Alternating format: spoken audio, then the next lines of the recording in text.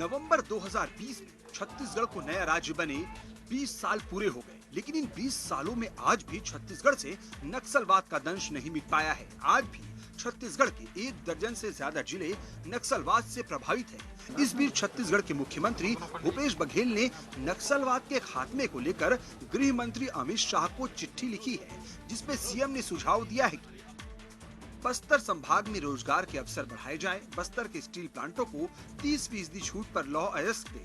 इससे बस्तर में निवेश बढ़ेगा और रोजगार भी बढ़ेंगे। बस्तर के अंदरूनी इलाकों में ग्रिड से बिजली पहुंचाई जाए। बस्तर संभाग में सौर ऊर्जा संयंत्रों की स्थापना की जाए।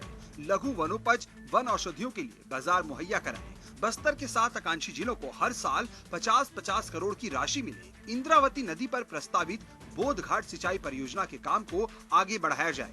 ये लड़ाई कोई राज्य की नहीं है न केंद्र की है, दोनों को समन्वित होकर ही लड़ना पड़ेगा। और अनेक बार बैठक भी हुई है, दिल्ली में बैठक हुई और रायपुर में भी हम लोग बैठे थे केंद्रीय गृह मंत्री जी के साथ, और लगातार उसे फोन में चर्चा होती रहती है। 15 साल वो लोग सत्ता में रहे भाई, तो वो लोग तो ख़त्म कर नहीं पाए, है ना। और वो जैसे जैसे वो इलाज करते गए, मर्जा और बढ़ता गया, तो बीमारी बढ़ती गई उनमें। तो कहाँ 3 ब्लॉक में था, वो 14 जिले में फैल गया। ये तो उनकी उपलब्धि है। हालांकि ऐसा नहीं है कि केंद्र छत्तीसगढ़ में नक्सल समस्या को लेकर गंभीर नहीं है, बल्कि केंद्र ने भी समय समय पर इसे लेकर जरूरी कदम उठाए हैं। जानकारी के मुताबिक केंद्र ने फंड के साथ साथ पुलिस बटालियन मुहैया कराए।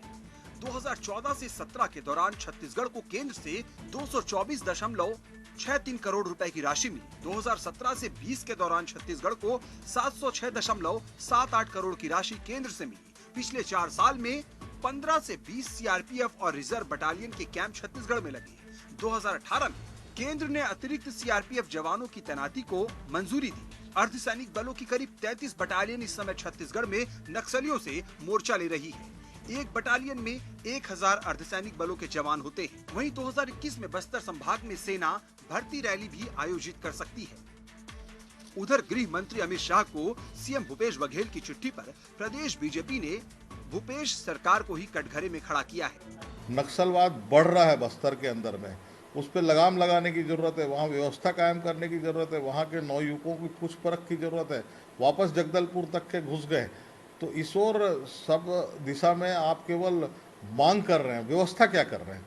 प्रश्न ये है कि आज आपने जितने घोषणाएं की है, जितना घोषणा पत्र था आपका, आपने एक ठोक पूरा नहीं किया और एक भ्रम का वातावरण पैदा करके छत्तीसगढ़ के अंदर में एक नौटंकी के तहत एक सरकार का एक रूप आ गया है और जनता के बीच आप आज सामने आ गया है चाल और चरित्र दोनों सरकार का।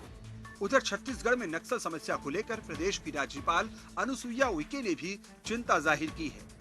अधिकांश जो एरिया है वो नक्सलवाद से प्रभावित है और ऐसी स्थिति में कि इसको अगर समाधान करेंगे तो उनके लिए मुख्य रूप से वहाँ की जो मूलभूत उनकी समस्या है, बेरोजगारी है और मतलब सड़क है, बिजली है, पानी है, स्वास्थ्य, इन सब चीज़ों के लिए भी आवश्यकता है और उसके लिए स्पेशल बजट की भी व्यवस्था होनी चाहिए।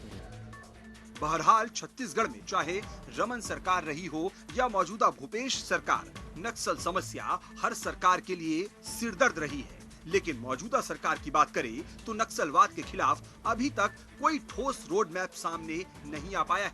नक्सलियों के खिलाफ बोली या फिर गोली को लेकर अभी भी एक तरह का कंफ्यूजन बरकरार है।